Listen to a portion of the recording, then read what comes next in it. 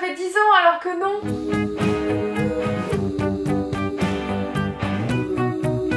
Bienvenue dans mon nouveau dressing qui est pour l'instant un véritable foutoir justement. Attendez, je vous montre. J'ai juste réussi à me faire un espace pour marcher, accéder à certains cartons, mais c'est le bordel. En soi c'est normal, mais vous m'avez vu faire les cartons dans mon dressing. J'ai commencé à marquer placard 1, placard 2, placard 3, mais je me suis arrêtée là. Et je me suis haï quand ils ont tout déposé parce que je me suis dit ok, mais où sont mes chaussettes? Où sont mes sous-vêtements? Parce que ça j'avais rien marqué, mes pyjamas et tout. Un bordel, j'ai dû tout ouvrir pour savoir où est-ce que j'avais mis ça et tout. Bref. Donc ici futur dressing, je ne sais pas sur quoi je pars encore actuellement. Je pense que ça va rester un petit moment comme ça. Enfin je vais essayer de structurer un peu. Ils m'ont laissé un meuble, donc du coup je pense que je vais l'aménager en attendant. Mais je sais pas quel inspi je veux. J'ai des pistes, je sais pas si je veux travailler avec une entreprise pour me faire un dressing sur mesure ou je le fais moi-même. Je ne sais pas encore, donc c'est pas pressé pour moi. J'ai décidé de le laisser comme ça. Sachez que ça faisait bien, je pense, 2 semaines que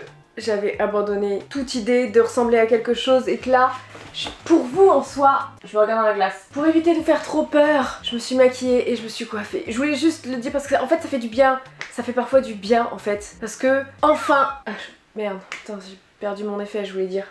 Enfin, j'ai déménagé, ça fait 1 semaine que je suis dans ma petite bicoque, dans mon nouveau chez moi. Je suis extrêmement contente, je suis soulagée car j'ai rendu les clés de mon ancienne maison. Ça a été une semaine épuisante, on s'en doute. Dans tous les cas, c'est un déménagement, c'est très rare que t'arrives en mode ah, tout va bien, mais il faut que je vous raconte. Parce que, ce n'est pas que tout ne s'est pas passé comme prévu, en soi ça a été, mais il y a eu des petits pépins. Et allez, installez-vous, prenez un petit truc à boire, faites vos devoirs, prenez un truc à manger.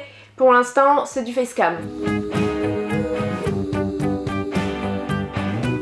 Ok, pendant que je vous parle, je vais essayer de défaire quelques cartons, essayer de dispatcher un peu mieux parce que là, dans l'état où c'est catastrophique pour m'habiller. Ça fait 1 semaine que j'ai les mêmes vêtements, je les lave en boucle. Bref, comme je vous ai dit, en rentrant de vacances, ça a été le rush. Lundi 25, le déménagement a commencé juste en famille. Je n'avais pas les déménageurs avec moi. Dans mon forfait, je n'avais pas pris en charge le sous-sol. Le sous-sol, ça me revenait trop cher, donc du coup, j'ai dit avec mon copain, vas-y on se prend un camion, je demande de l'aide à ma famille, il y avait un petit peu sa famille aussi, et donc on s'est dit vas-y on se le fait nous-mêmes. Ça nous a pris la journée pour déménager le sous-sol, je pensais pas vraiment. Mais c'est fou comment on n'a pas ce... Je ne sais pas si c'est ce recul, mais quand on se dit ah vas-y c'est bon, il n'y a qu'une pièce, et qu'au final tu le mets dans le camion, tu fais l'aller, plus après tu déposes, et tu reviens, enfin je sais pas, je pensais pas d'avoir pour toute une journée, mais au final le camion nous a servi une journée. J'ai rempli le garage, voilà, ça c'était sûr. J'ai une chaussette avec un coussin. Ça, c'était sûr et certain. C'est dans la panique, les derniers cartons, tu mets tout ce que tu trouves. Voilà, on se retrouve avec ça. Et en plus, c'est des coussins qui vont pas ici. Je suis plus dans le champ, je sais. Bref, ce jour-là, c'est bien passé. Le garage actuel est rempli, mais c'est une catastrophe. En fait, c'est comme si je pouvais remplir un studio. Un petit appart, une petite maison. Je veux garder les meubles que j'ai parce que je me dis que ça peut servir le jour où je prends des bureaux hors chez moi. Je sais pas, mon instinct me dit ne t'en débarrasse pas, ça peut te servir, donc je sais pas, j'ai tout stocké. Vous savez, on ferme la porte et on voit ça plus tard. Première journée épuisante, mais qui s'est bien passée. Mardi 26. Ce jour-là, les déménageurs devaient venir, ainsi que l'installation de la fibre. Je vous ai parlé du coup dans l'une des précédentes vidéos de ce qu'on m'avait dit suite à la prévisite. C'était pas la visite pour l'installation, c'était la prévisite pour savoir si tout se passait bien pour l'installation, et on avait eu un retour assez catastrophique. J'avais fait une story et j'ai pas mal parlé avec certains d'entre vous pour comprendre, demander de l'aide surtout, de qui que quoi ça se passait. Enfin, waouh, j'ai mis toute mon énergie dedans et j'ai eu des infos complémentaires qui n'étaient pas pareilles que celui du technicien. C'est complexe. Sans être complexe, c'est un truc de fou. Mais en gros, le technicien qui est venu, ça se voyait dans tous les cas qu'il s'en battait les couilles, et vous allez comprendre par la suite qu'il s'en battait vraiment les couilles, je l'ai senti. Bref, pour résumer, la prévisite, il m'avait dit que la ligne était défaillante, il fallait que c'était une infrastructure qui appartenait à SFR, et c'était SFR qui devait intervenir. Lui, il envoyait l'information à SFR. Enfin, comment vous dire, le technicien c'est un sous-traitant d'Orange, donc du coup il remonte l'information à Orange, que Orange remonte l'information à SFR, comme quoi leur infrastructure est défaillante, il faut qu'ils interviennent. Voilà, c'est ce qu'il m'a dit. Et il me disait mais ça du coup je peux pas l'installer. Suite à ça j'ai fait une story et je vous en ai parlé. Et même vous avez eu les commentaires et tout, j'ai pas eu le temps de trop voir les commentaires, mais beaucoup se rejoignaient dans tous les cas. En plus on me disait oui SFR sont en train de se casser la gueule. Bah oui mais bon dans tous les cas il y a des gens qui ont SFR et ils doivent, s'ils ont un problème sur la ligne et tout, ils doivent quand même intervenir, bref. Je demande de l'aide, je demande des renseignements, et certains d'entre vous, comme j'ai dit, me répondent, et travaillent dans ce secteur en fait, de fibre, France Télécom, tout ça, et ils me disent que ce n'est pas à SFR de gérer le problème directement, c'est à XP Fibre, c'est ceux qui installent la fibre dans mon secteur, le secteur de Rennes. Je remercierai jamais assez ces petits abonnés, je sais pas si vous passez par là, de m'avoir dit ça. Parce que suite à ces informations en plus, je contacte moi-même XP Fibre en leur expliquant le problème, en envoyant les photos du technicien qui m'avait envoyé en disant ah, regardez je peux pas intervenir et tout. J'envoie tout. Incroyable, quand j'envoie le mail, j'ai une réponse automatique et ils me disent ouais réponse dans un délai de 2 mois. Je suis Et là vraiment j'envoie le mail et genre 15 minutes après j'ai un appel d'XP Fibre, un monsieur très gentil, merci, professionnel et gentil, qui me dit que ce n'est pas à moi de faire remonter l'information, c'est à mon opérateur. Je lui explique que le technicien a dit que c'était l'infrastructure des SFR, enfin je lui explique tout ce que le technicien m'a dit, et il me dit mot pour mot, c'est des conneries ce qu'il vous a raconté, votre opérateur doit nous contacter et nous pourrons intervenir en tant que particulier ou même société, mais bon c'est pas une société de voilà, je suis pas Orange, je suis pas SFR et tout, XP Fibre ne peut pas intervenir sous ma demande en fait, c'est à un opérateur d'agir. Donc je me dis ah bah super, le technicien qui est venu m'a dit ne savait peut-être pas, je ne sais pas, mais je vous jure le gars qui est venu pour la prévisite il s'en foutait, il me disait mais je vais pas être payé si je l'installe et tout, c'est défaillant, voilà, je fais remonter l'info, mais de toute façon c'est pas sûr qu'il se déplace. Alors, je vous jure le mec c'était lunaire ce rendez-vous, lunaire. Il était en mode ça le faisait chier, je pense qu'il aimait pas son travail.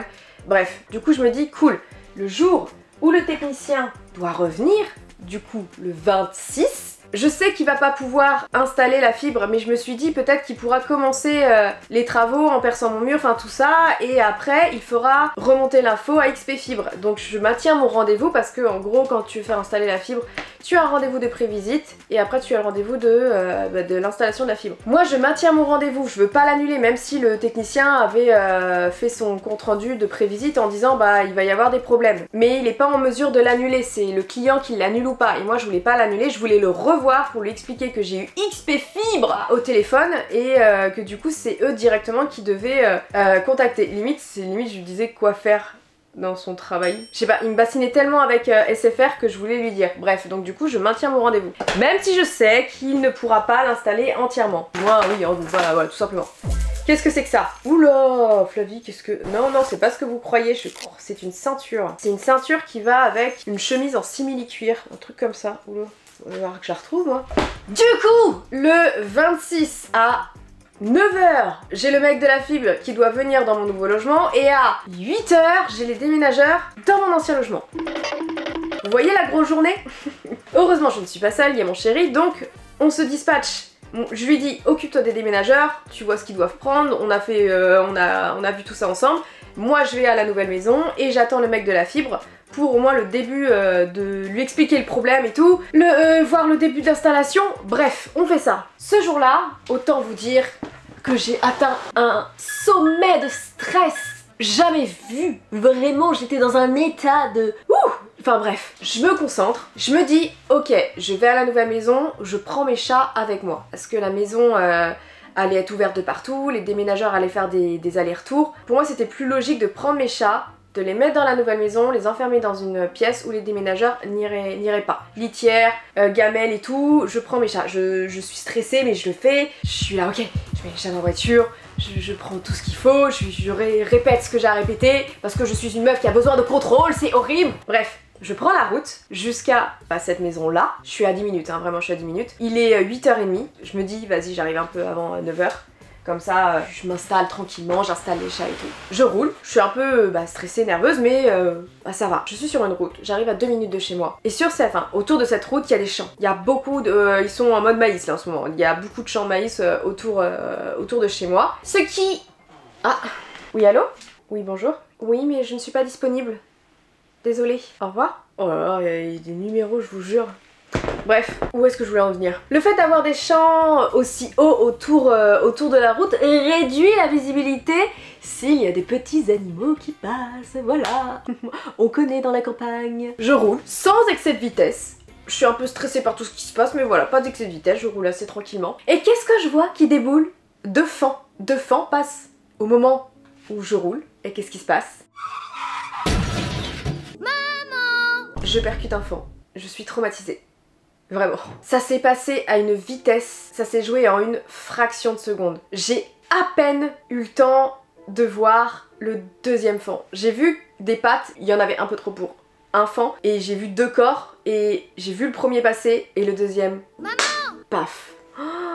Oh, j'étais dans un état. J'ai hurlé dans la voiture, j'ai hurlé. Et en même temps, je me suis concentrée sur qu'est-ce que j'ai entendu. J'ai entendu un POC. C'est un fan, donc du coup bah, ça n'a pas fait énormément de bruit. J'ai senti qu'il a tapé le radiateur, enfin la sortie de la grille quoi, bref. Et je l'ai pas senti sur mes roues en fait, c'est vraiment, vu que c'est un fan, il est pas grand, pas gros. J'ai senti que j'ai pas roulé sur lui, il est vraiment passé sous la voiture. Je vois l'autre partir, c'est vraiment le deuxième, il a pas eu de chance, c'est horrible, je vous jure, c'était affreux. J'ai hurlé, j'ai pensé à mes chats derrière qui devaient être aussi apeurées que moi parce que juste les mettre dans la cage, elles ont senti que j'étais stressée, elles comprennent pas ce qui se passe, elles prennent la voiture, c'est déjà pas cool et tout. J'hurle dedans, je me suis dit mais putain c'est quoi ce début de journée, merde, c'était horrible, je vous jure, genre je suis là... Je suis en état limite de choc. Je regarde mon pare-brise et je le vois sur le bas-côté de la route bouger un peu. Et sur le coup, j'ai pas ce réflexe de m'arrêter. Je suis arrivée à chez moi, donc j'ai pas ce réflexe-là. Je continue, je suis en fait en état de choc et j'avoue que sur le coup, je m'arrête pas. Et je peux pas m'arrêter trop sur les bas-côtés. Il y avait un peu des virages, c'était très dangereux, donc du coup je continue. Le seul truc que je me dis c'est que j'ai la famille de mon copain qui me suivait en fait. J'étais pas toute seule et je me suis dit ils sont vraiment à 1 minute donc ils vont le voir en fait. Ils vont et je vais voir soit il s'est relevé ou soit il est sur le bas côté, qu'est-ce qu'on fait? Enfin je me suis dit j'attends de voir si eux ils vont passer et ils vont voir quelque chose. Donc je suis en PLS, j'arrive chez moi, je les vois arriver eux aussi. Et je leur dis vous l'avez vu? Vous avez vu le fan et tout? J'ai percuté un fan, je suis dans un état de panique totale et ils me disent bah non nous on n'a rien vu et genre soit j'ai rêvé, ce que je ne pense pas vu l'odeur dans la voiture parce que quand vous prenez un animal comme ça au niveau, je vous ai dit de la sortie de je sais pas comment on a, je suis nulle en voiture, d'aération, pour moi le radiateur, bah bref, j'ai eu l'odeur du fan en fait, j'ai eu l'odeur de la bête dans la voiture, c'était un délire et donc du coup je pense qu'en fait il s'est pris la voiture mais sous l'adrénaline et tout. Il est reparti et par contre nul ne sait si il s'en est sorti ou il va devenir un fan un peu bancal dans la nature hein. Mais j'ai pleuré quoi, en fait je vous jure j'étais dans... Parce que moi ça me touche de fou les animaux, surtout de la nature, enfin voilà quoi, il y a un fan, je vous jure, c'est un fan, c'est affreux, j'ai pas vu la mer par contre, j'ai pas vu avant, après la mer je l'ai pas vu. La meilleure des choses que j'aurais dû faire c'était de m'arrêter directement mais c'est trop dangereux, avec plus mes chats derrière et tout. Heureusement et je savais que j'avais du coup la famille qui me suivait derrière donc je me suis dit ok s'ils le voient, je leur demanderai de s'arrêter, je dépose mes chats et je reviens, j'étais vraiment à 2 minutes, genre c'est une route où tu vois limite la maison au loin. Donc je voulais pas laisser mes chats dans un état bref de stress dans la voiture. Mais en fait il s'est pris, du coup le fan s'est pris la voiture, il y a eu un POC et il a roulé je pense sous la voiture et il est reparti. Mais genre, ça a commencé, j'étais dans un état... Waouh! J'espère du fond du cœur qu'il est vivant, dans tous les cas j'espère. Suite à ça, j'arrive à la maison, je dépose les chats, je reprends mes esprits, je me calme un peu et j'attends le mec de la fibre, voilà. Ah, j'ai retrouvé des pantalons, j'en avais plus. Et bah voilà mes pantalons. Ça je vais les enlever, j'en peux pas. Ça c'est pas à moi. Ça se voit que c'était une chambre d'enfant. Bref, à votre avis, comment s'est passé mon rendez-vous avec la fibre? Vous avez 10 secondes.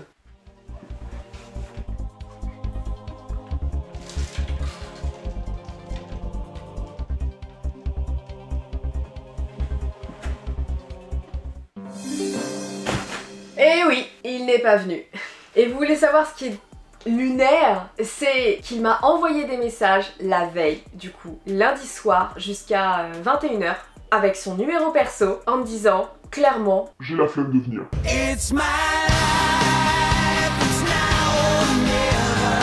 Ouais. C'est lunaire, il faut que je vous retrouve les messages. Le mec m'a envoyé des messages le lundi soir, donc du coup j'étais déjà assez tendue le soir du déménagement, du vrai déménagement avec les déménageurs et du mec qui devait m'installer la fille, parce que je me suis dit mais attends, c'est une blague. Le mec est clairement en train de m'envoyer des messages pour me dire bah en fait je vais pas venir, donc ça me fait chier que t'aies maintenu le rendez-vous parce que j'ai pas envie. C'était un truc de fou. Il me dit bonjour, c'est le technicien pour la fibre qui est passé la dernière fois pour votre dossier. La dernière fois j'ai signalé le problème sur le réseau SFR.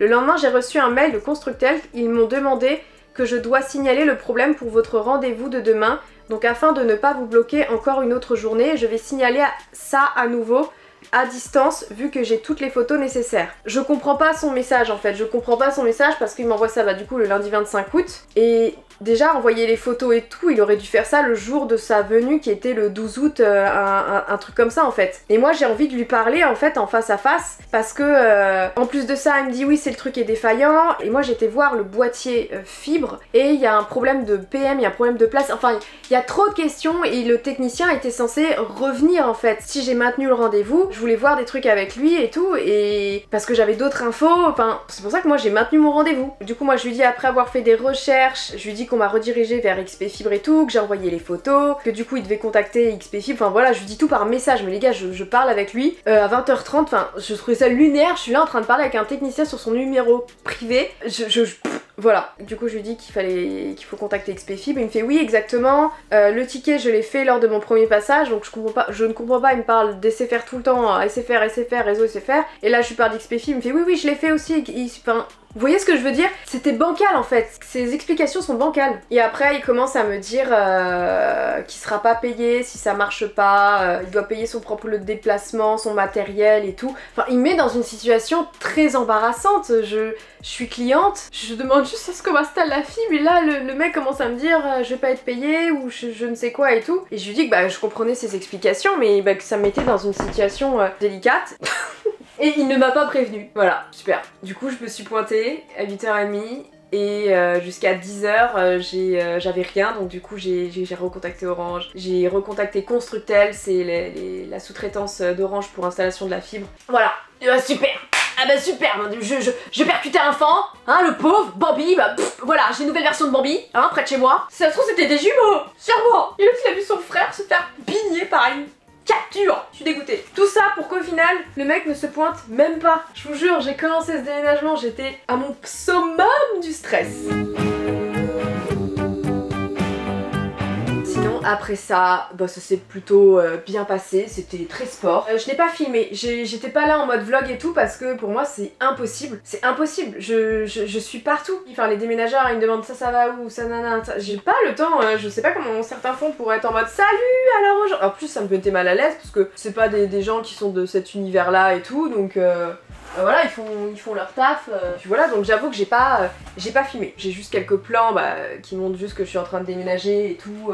Voilà, que ça a pas été trop compliqué au final. Du coup, le mardi, ils ont fait un aller-retour. Ils ont déposé là-bas. Et mercredi, ils ont fait la même chose. En fait, ils l'ont fait en 2 jours. Ils faisaient à peu près, ils ont fait du 8h-16h, un truc comme ça pour... voilà, ils ont préféré le faire sur 2 jours, donc bon, écoute, en vrai, il y avait pas mal de choses. Le mercredi, ça a été un peu plus bordélique, parce que le vendredi, j'ai aussi la réception de ma cuisine, de ma nouvelle cuisine, et c'était là, waouh, c'était chaud parce que tout le monde se poussait, enfin, c'était un bordel de carton, c'était chaud. Là, ce jour-là, j'ai fait, ah ouais, j'ai peut-être pas pris le bon jour, par contre, là, sorry guys. Ils se chevauchaient, mais bon, ça finit par le faire et me voici maintenant dans cette maison. Ce qui a été je pense le plus éprouvant pendant cette période c'est le ménage dans l'ancienne maison. J'avais, de toute façon vous l'avez vu, c'était une maison immense. J'ai pas fait appel à des professionnels pour faire le ménage, je l'ai fait moi-même. Je perds toujours mes cheveux.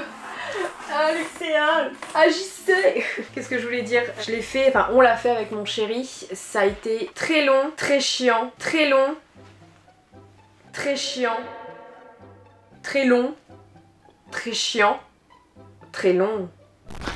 En plus, vous le savez, c'est vraiment la phase la plus chiante je trouve dans les déménagements, c'est qu'il reste toujours plein de petites merdes dans ton ancien logement. Et au final tu te dis ah c'est bon le gros est fait et t'es là, ah non il y a ça, ah il y a ça, faut que tu reprennes ça, ça. De retour ici pour vous savez tout ce qui est très chiant à faire, comme récupérer des conneries, Cette étagère que j'avais oublié d'enlever. La cuisine, un carnage. Tous ces petits trucs qu'on oublie, enfin... plein de petites choses. Et après, il faut tout nettoyer. Et putain que c'est chiant quand c'est une grande maison. Je suis éclatée de fatigue, mais on en voit le bout. Au revoir, chambre maudite où je faisais que des cauchemars. Il y a plein de petites choses qui restent et au final, tu t'en sors pas. On a mis 3 jours à vider totalement, vraiment totalement, et faire le ménage. Le ménage de zinzin, parce que mon but est de... Je voulais récupérer ma caution. J'ai perdu 3 clés, donc je peux aller me faire foutre. Merde, putain, je suis une grosse merde, j'ai perdu des clés et bah bref. Je sais pas, pour l'instant j'ai pas vu la gueule de ce qui me reste de ma caution. Je sais que bah ça s'est fait. Il était gentil le monsieur et tout, donc ça devrait, je pense que ça devrait le faire. En vrai j'entretiens bien les maisons. Je sais pas ce que c'est chez moi quand même un peu, donc ça s'est passé, mais c'était ultra fatigant de fou. Donc c'est un chapitre qui se termine dans cette maison. En vrai je suis contente et du coup le dernier jour je me suis posée un peu pour analyser un peu, faire de l'introspection dans cette maison, de ce que j'ai vécu et tout. Et je pense que c'est le premier logement où je n'ai pas de nostalgie, je ne ressens rien. J'étais juste contente de partir, vraiment.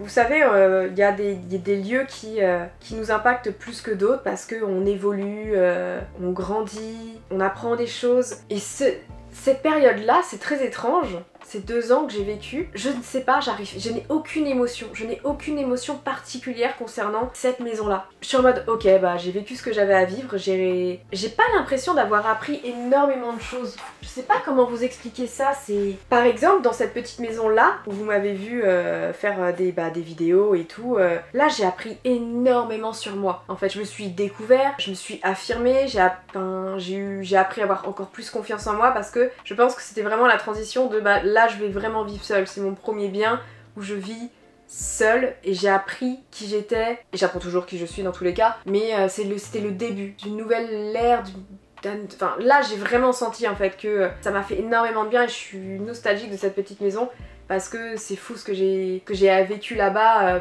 personnellement.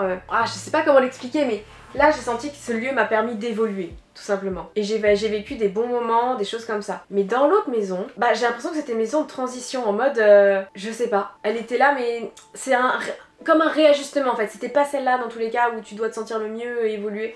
Parce que je ne retiens pas énormément de choses positives dans cette maison-là. Déjà, comment je suis arrivée avec un ex, on avait prévu de vivre dedans, même potentiellement de l'acheter. Au final, on a fait qu'1 mois et demi de vie commune, ça n'a aucun sens. Il y a eu une séparation, mais après ça j'ai vécu l'enfer pendant 5 mois où cet ex ne voulait pas vraiment partir, où il mettait du temps et tous les jours c'était des remarques, des choses blessantes, et de novembre à mars, j'ai vécu un enfer en fait dans cette maison là, et je pense que du coup les énergies se sont bien imprégnées dans les murs, sorry. Et après ça a été de la reconstruction, et en fait de l'angoisse. Cette maison ça a été de l'angoisse en fait, je me rends compte j'ai jamais été sereine. J'ai jamais été sereine dans cette maison là, parce qu'après ça j'avais peur que les proprios me mettent dehors, parce qu'au final on l'avait eu à 2 et je me suis retrouvée seule même si je pouvais payer le loyer. Les proprios voulaient la vendre, donc je me suis fait un peu, pas harceler, mais j'ai eu un peu une pression en mode vous l'achetez, vous l'achetez pas, vous l'achetez pas. En 2 ans, j'ai pas beaucoup de moments, à part avec mon chéri actuel où il vit avec moi là. Heureusement, ça a été un peu ma lumière et mon soleil dans ma vie, surtout en 2024, et dans cette maison on a apporté un peu de la joie. Mais sinon, personnellement, j'ai jamais été vraiment sereine en fait. J'avais toujours une espèce d'épée de Damoclès au-dessus de ma tête, et malheureusement c'est vrai que on retient pas mal de négatifs, et toute cette violence psychologique que j'ai pu subir dans cette maison ressort beaucoup en fait, et je suis en fait contente, je pense, d'être partie, parce que il y a eu trop un mauvais démarrage qui a affecté, je pense, beaucoup les lieux. Et pour moi, je réitère, mais elle est hantée, c'est pas possible, il s'est passé trop de choses trop bizarres, et je regrette de pas avoir fait d'enquête paranormale dedans. Mais peut-être l'univers, j'ai essayé vraiment, mais l'univers à chaque fois me disait non, non, là ça va pas. Je vous jure, il y avait toujours un truc qui faisait que ça va pas marcher. Donc je me suis dit, ça se trouve, l'univers voulait pas. Mais comme quoi, en vrai, faut pas s'arrêter qu'aux apparences parce que certes c'est une maison super belle, très stylée, mais elle était pas moi quoi, elle me correspondait pas. Et c'est en faisant le pas de visiter pour se dire vas-y j'achète mon bien et tout, que je me suis rendu compte que bah en fait il y avait d'autres choses pour moi, et notamment cette maison où je me sens grave bien. Ça fait une semaine j'ai bien dormi, il n'y a pas eu de trucs paranormal. Certes elle a 400 ans mais pour l'instant tout va bien, écoutez. Mais je suis contente que cette page se tourne, je suis contente, la vie fait bien les choses, c'est la rentrée scolaire, enfin c'est la rentrée en soi même pour tout le monde, et je passe la rentrée dans un nouveau lieu, enfin voilà c'est vraiment fin d'un chapitre où l'anxiété et le stress étaient très présents, et je pense que ouais ça va le faire, je vais être plus sereine dans la vie, j'espère. S'il vous plaît, est-ce que je peux avoir une accalmie juste voilà quelques années là maintenant, tranquille, je me pose, tu vois, vie perso tranquille, vie pro tranquille, petit projet, bien. Je veux juste ça en fait. Donc voilà, j'ai parlé combien de temps là? 40 minutes pour avoir fait juste ça, comme d'hab je parle énormément. Je vous ai dit parfois mes vidéos ça devrait être des podcasts. Bah je vous emmène faire juste un petit tour, je vous montre pas tout, notamment la cuisine, je vous la montrerai pas. Parce qu'elle n'est pas finie et je veux la montrer quand elle est finie. Elle est fonctionnelle mais il manque des meubles, de la déco, tout ça, donc on s'en sert pour l'instant. Mais je vous montre pas tout de suite. Je finirai ça plus tard. Jamais. Ça c'est trop moi, je commence un truc, je finis pas. Donc là c'est le dressing. Ah oui bah oui. On est toujours sur une maison en rénovation, hein, bien sûr. D'ailleurs faut que je vous montre la gueule de la salle de bain. Là on est du coup dans ma chambre. Je vous montre pas. Parce que ce n'est pas fini encore. Bon y a rien en fait pour l'instant. En fait je vais aller chiner des meubles. J'ai le style que je veux un peu. Je sais pas comment vous l'expliquer. Mais nature et poésie. C'est le thème de la chambre et je veux aller chiner des vieux meubles, même si bah, je veux enlever des énergies. Je sais pas comment on fait mais il faudra que j'enlève des énergies parce qu'on sait jamais. Bref. Et ça, bah la salle de bain. On a le receveur, c'est posé, il y a les câbles à faire passer, après on pourra fermer. J'ai acheté le carrelage pour là, j'ai acheté le carrelage pour ici, j'ai acheté les vases, j'ai acheté les miroirs. Des toilettes viendront ici. Il me manque juste le meuble pour les vasques et tout, et ça je peine à trouver quelque chose qui me corresponde. Enfin, surtout non, c'est surtout le prix en fait. Je veux un meuble d'1m60 et c'est super cher. Bref, donc je vous emmène un peu. Et en fait, ouais, à l'étage, on a un immense couloir qui dessert du coup les pièces que je viens de vous montrer, et une ici qui sera la garçonnière de mon chéri, voilà. On peut dire ça comme ça. La mezzanine, j'ai aménagé un petit coin, c'est le tea time.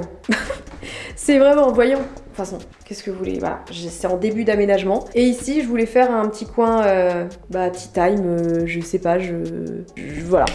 Avec mes petites pierres, tout ça. Et là, je suis fan de mon salon.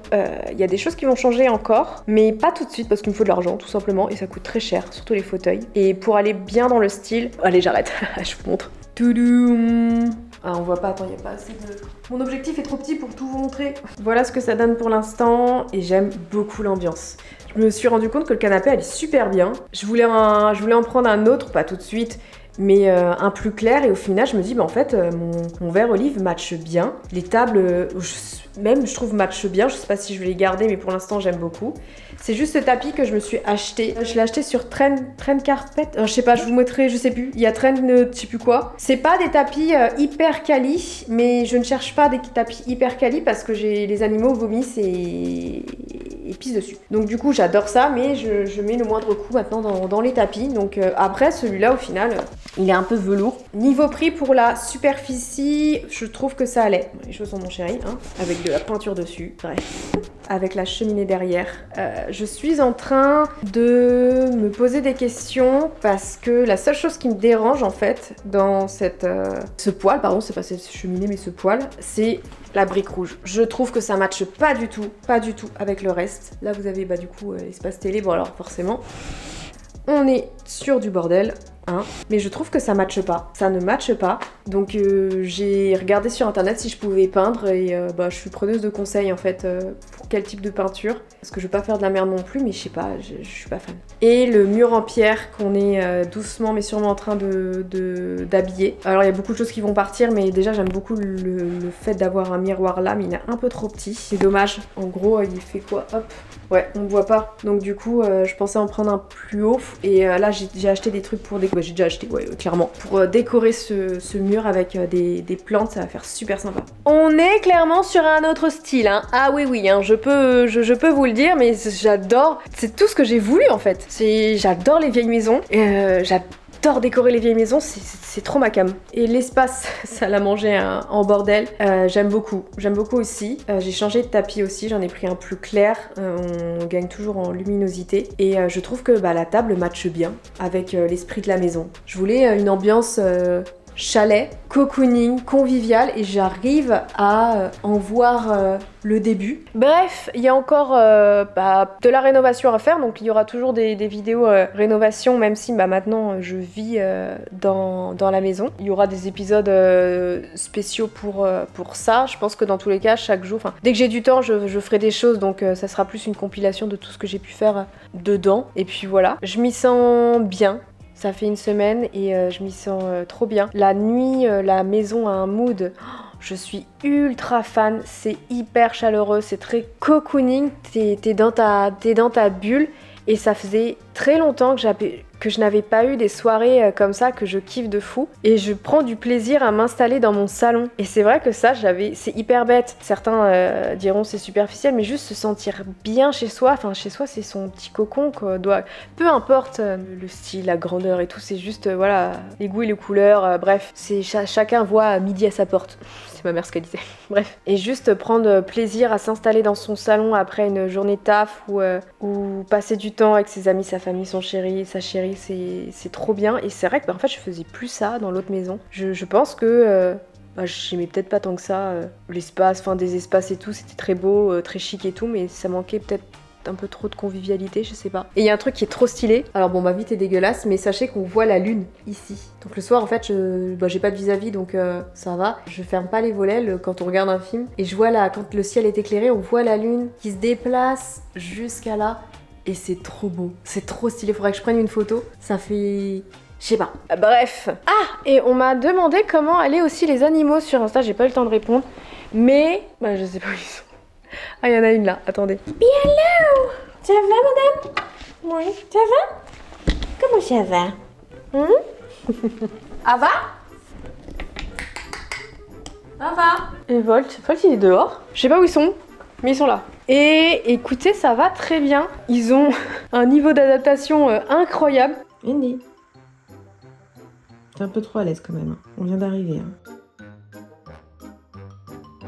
Les chats, je pensais qu'ils allaient être hyper timides, comment dire, les premiers jours, pas du tout. Ils étaient étalés par terre. Après, certes, vu que j'ai pas trop changé de meubles, il y a l'odeur, il y a nous, donc pas stressé du tout, vraiment. Très curieux, vraiment très curieux, surtout les filles, les chattes. J'irais même un peu trop curieuse à mon goût parce que ça veut déjà sortir dehors. Et dehors, c'est le bordel déjà parce que ça ressemble à une déchetterie dehors, parce qu'on a pas mal de choses à envoyer à la déchetterie, bref, on n'a pas eu le temps. Et je veux pas qu'elles sortent dehors tout de suite. J'ai peur de leur réaction, s'il y a un bruit, je sais pas quoi, qu'elles se mettent à courir et tout. Il y a la route pas loin, voilà. Donc pour l'instant, ça chouine pour aller dehors, mais c'est pas... j'ai pas envie de les mettre dehors. Et Volt, ah bah tiens.